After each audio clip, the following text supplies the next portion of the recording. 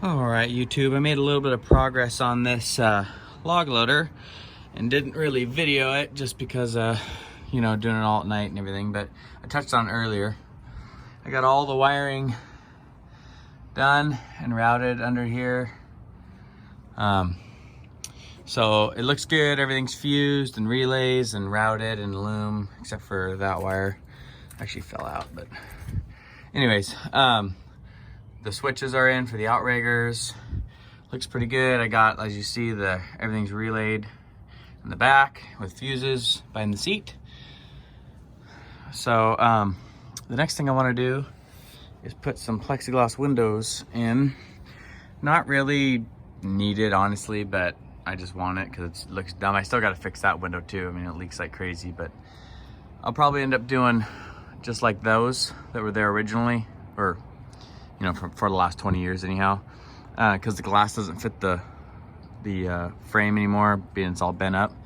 And I'll move the window out to the outside and then put a clamp on the bottom so it can't fall back down and in. And then that should keep the rainwater from landing on the dash, because right now it goes right onto the dash and down. But anyways, I bought some brand new hardware. I didn't buy stainless, all that I should have. 1/4 with washers and everything. This is a new piece of plexiglass here with the plastic film still on it. That's what you see here, all crinkled up. And this is a used one, and that larger one's gonna be replace the one on the side that's broken and warped from heat from the exhaust, because it used to exhaust out the corner, out the edge here this way. And I'm gonna move that one to the inside of the cab just so you don't see this ugly plexiglass on the outside. Got the plexiglass in, it's dirty, but anyways, it's in. I don't have the bolts tight because my arms aren't long enough to reach all the way around. I'll have to wait till my son gets home, but they're in. Only thing that looks kind of annoying is that one doesn't have a hole. Probably because originally there was no holes at all, because it would have just been rubber in there, but I don't want to drill another hole because it's not going to matter. It's so beat up here and it's wide right there that you can't tighten it anyways. It'd crack the plexiglass. So, but all these seem to be pretty flush. That one might never really get that tight either, but I bought nylock washers or nuts so they won't back off, so I don't have to tighten them super tight. But that, I'm hoping, I don't know, I mean there's gaping holes everywhere, but my kind of hopes is to keep some of the heat in with the heater right there behind this seat. So all right, now let's see if we can get this one apart.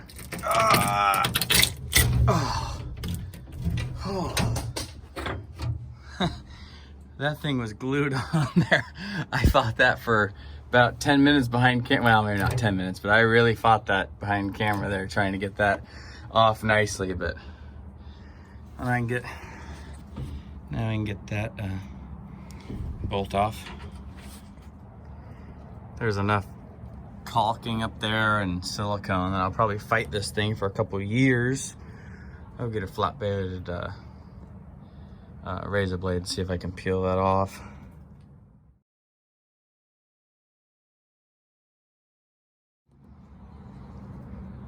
I got it all off except for a little bit there. I'll do that later.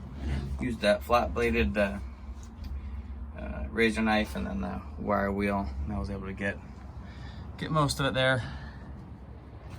All right, YouTube, we're gonna go ahead and call this a wrap, but simple video, simple project, but something I've been wanting to do for a while. So anyways, we got the front lower window in, and then we got the side window in that you can actually see out of now, which is nice, because that other one was like warped and melted from because the door would be open and the exhaust would hit it and melt it. Corners were broke out. So yeah, just one more thing to check off the to-do box. So all right, YouTube, stay safe, have fun, talk to you later.